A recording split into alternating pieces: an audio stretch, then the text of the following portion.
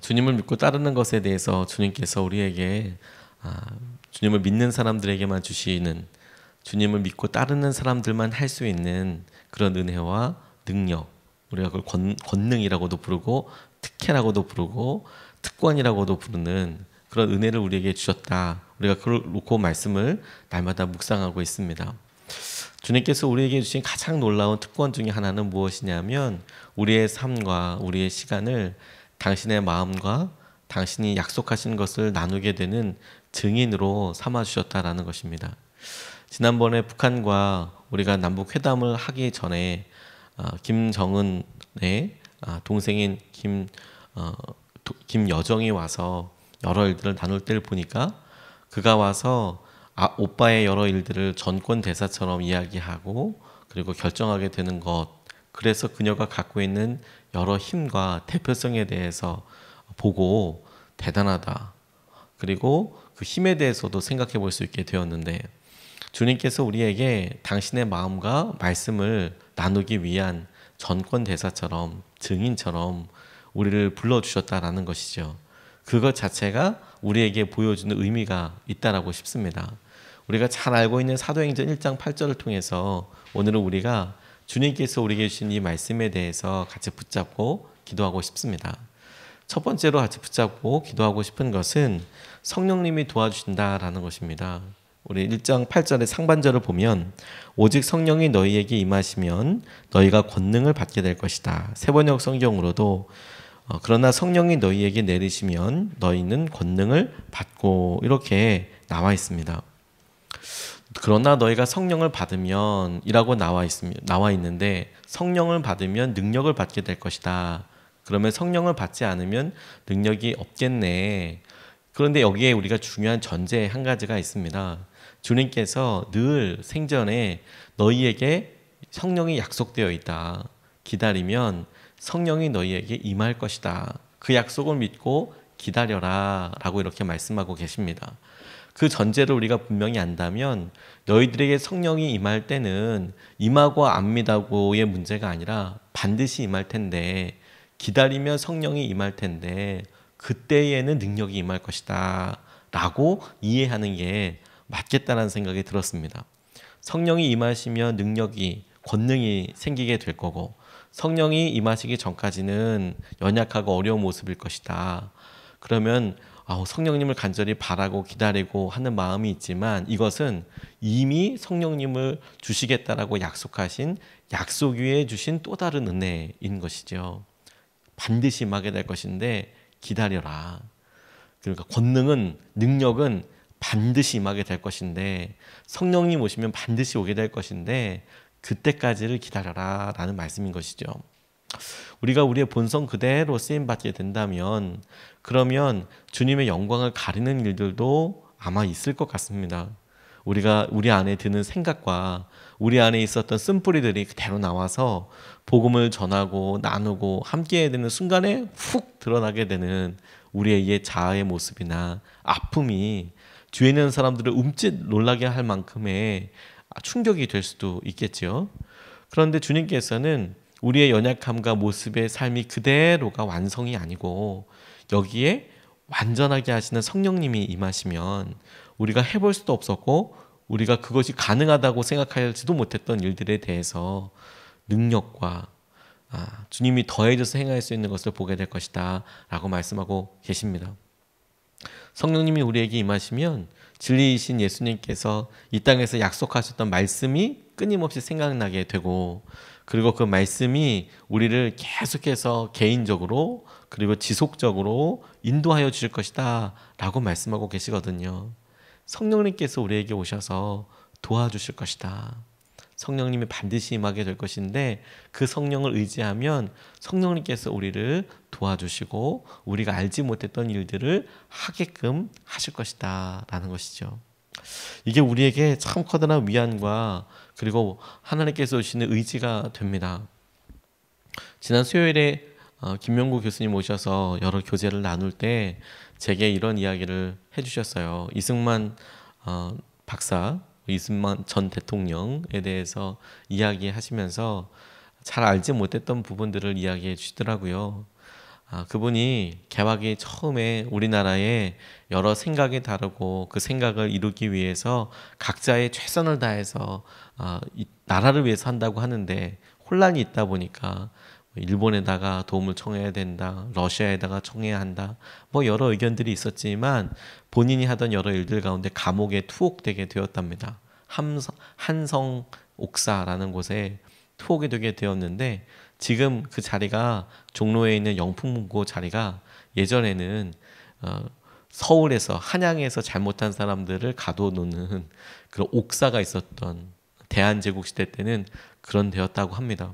거기에 이 젊은 이승만이 잡혀 있는데 오랫동안 잡혀 있으면서 자기의 삶에 무엇을 해야 할지 또 고문으로 인하여서 조선 군대에 의한 고문에 의해서 어려운 고초를 당하고 있을 때 그가 하나님께 기도하게 되었답니다. 하나님께 기도하고 구할 때 주님께서 정말 놀랍게 이승만에게 찾아오셔서 왜 기도하지 않는 것에 대해서 그리고 구원해 주실 것에 대해서 말씀하시더라는 것이죠. 그가 그 한성 옥사에서 성령 체험을 하게 됩니다. 주님의 음성을 듣게 됩니다. 그런데 그분이 남긴 기록에 보면 이 이승만 대통령이 하나님 나를 구원해 주십시오. 주님 나를 구원해 주십시오 라고 뿐만이 아니라 우리 한국도 구원해 주십시오. 우리 나라도 구원해 주십시오. 이 나라도 이 시대도 구원해 주십시오 라고 기도하는 장면이 나온답니다. 연약한 저를 구원해 주십시오.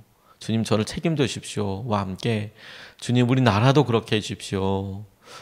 김명국 교수님이 여러 자료들을 읽다가 그 부분을 보고 굉장히 뭉클했다라고 기도하는 사람 주님을 만난 사람들이 주님께서 내게 임하시고 성령이 임하게 됐을 때 내가 내 인생 내 삶으로만 끝나는 것이 아니라 주님 앞에 기가 막힌 기도 제목을 내놓기 시작하고 그런 기가 막힌 기도 제목을 통하여 역사의 놀라운 은혜의 통로로 쓰임받게 되는 것이죠.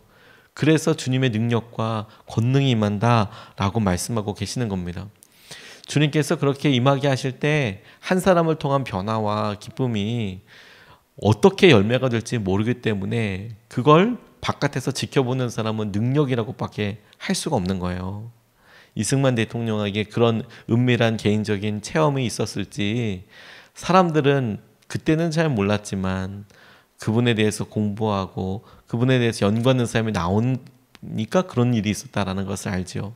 실제로 1907년에도 우리나라에 대부흥이 있었을 때에 우리나라 사람들 안에서는 어떤 일이 있었느냐 선교사님들을 몇몇 연구해 보면 안에는 굉장히 커다란 갈등도 있었고 어떻게 해야 될지 우왕좌왕하는 것도 있었다라고 이야기하시더라고요. 그런데 외부에서 보기에는 한국에서 일어나는 이 대부흥이 이렇게 사람들이 회개하고 나아가는 것들이 이건 성령님이 아니면 설명될 수 없는 통에 자복하고 자기의 죄를 공개적으로 고백하고 자기의 삶을 돌이켜서 회개하는 것들이 이해가 될 수 없고 설명도 될 수 없는 일들이 일어나게 되더라. 성령이 너에게 임하시면 성령님께서 우리를 도와주시면 이와 같은 일이 될 것이다 라는 말씀이면서 동시에 이것은 반드시 성령님께서 오셔서 우리에게 행하게 하실 것이다. 그러니까 우리가 이것을 믿음으로 먼저 취하기를 주님 우리 가운데 성령님 와 계신 것을 우리가 믿으니 우리가 신뢰하고 의지하니 성령님 우리를 도와주시고 붙잡아 주셔서 우리 가운데 주님께서 인도하여 주시는 이끌어 주시는 은혜와 그런 지경에 이르게 하여 주십시오. 이렇게 기도해야겠다라는 생각이 들었습니다. 두 번째로 붙잡게 된 것은 무엇이냐면 우리를 증인으로 삼아 주신다라는 것이죠. 우리가 주님의 증인이다. 8절 말씀 하반절을 보면 예루살렘과 온 유대와 사마리아와 땅끝까지 이르러 내 증인이 되리라. 세번역 성경에서도 예루살렘과 온 유대와 사마리아에서 그리고 마침내 땅끝에서까지 이르러 내 증인이 될 것이다. 이렇게 이야기하고 있습니다. 주님의 증인이 될 것이다 라고 말씀하시며 그 증인이 무엇인지를 한번 곱씹어 보면 자기에게 있었던 일, 자기가 보았던 일, 경험했던 일을 가감없이 다른 사람들에게 이러이러한 일이 있었습니다 라고 이야기하는 사람을 증인이라고 이야기합니다. 가끔 교통사고가 있었던 부분들을 보면 목격자를 찾습니다. 이렇게 현수막이 붙어 있을 때가 있죠. 그 일을 보았던 사람이 어떠한 것이 있었는지를 자기의 의견을 더한 것이 아니라 그냥 보았던 대로 자기가 그것을 경험했던 대로 그대로 이야기할 사람을 찾습니다. 라는 이야기일 겁니다. 누가 어떻게 이걸 했기 때문에 이게 아니라 당신이 본 대로 이 장면에 있었던 일들을 이야기해 주십시오.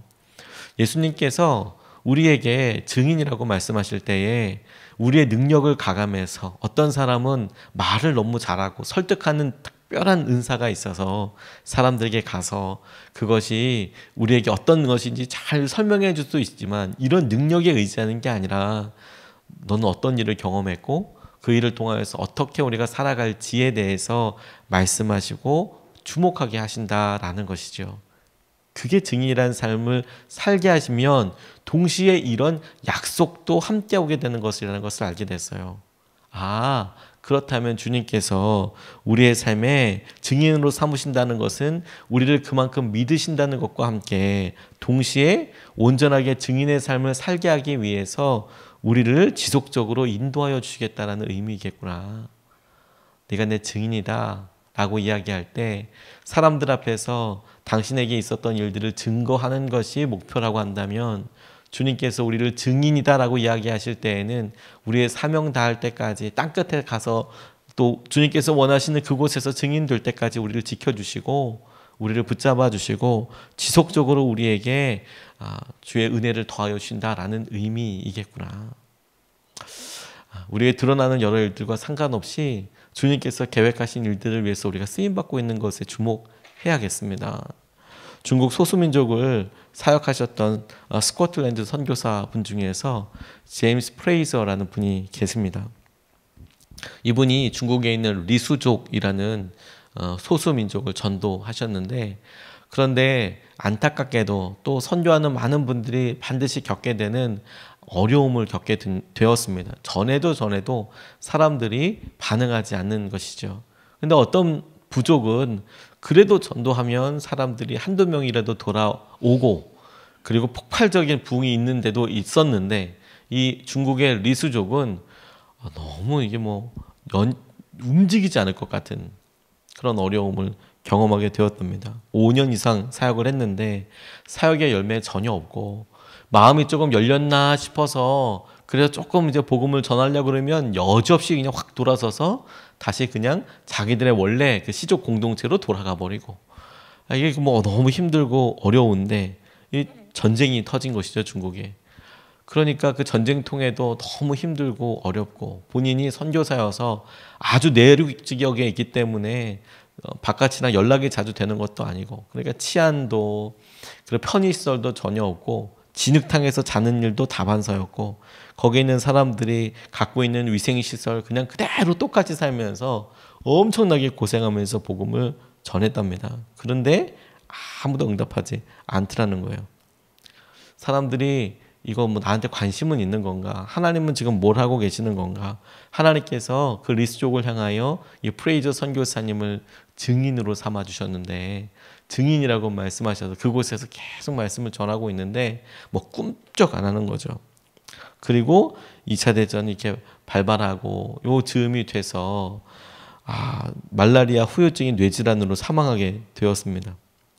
그리고 나니까 이제 끝나는 거구나.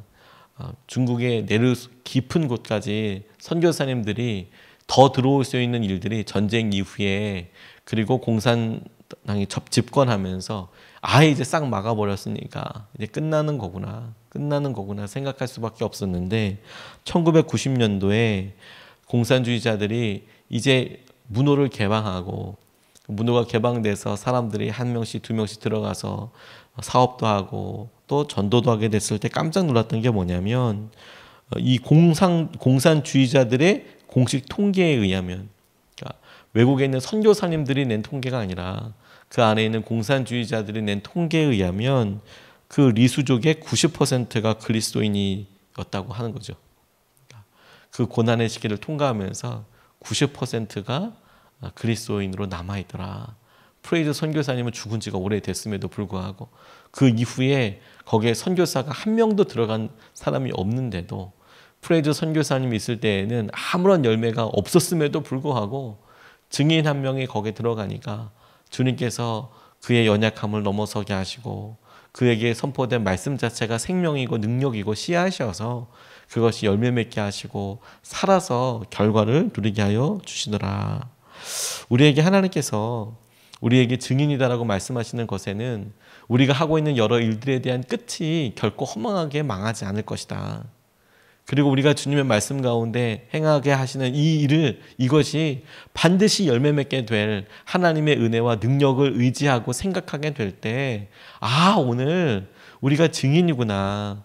주님께서 우리를 쓰시겠구나. 주님께서 우리 가운데 임하시는 것을 우리가 의지하면 주님께서 우리에게 한 번도 경험해 보지 못했던 은혜로 우리를 이끄시겠구나 라고 믿고 신뢰할 수 있게 해주시는 것이죠.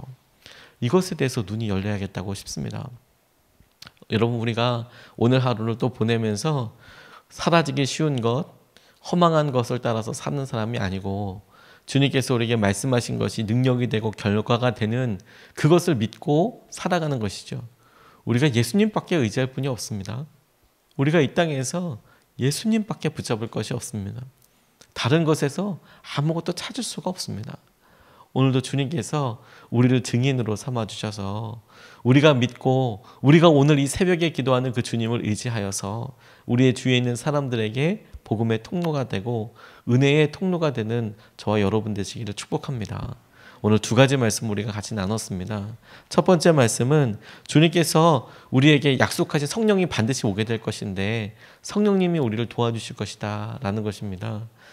오직 성령이 너희에게 임하시면 권능을 받게 될 것이다. 능력을 받게 될 것이다.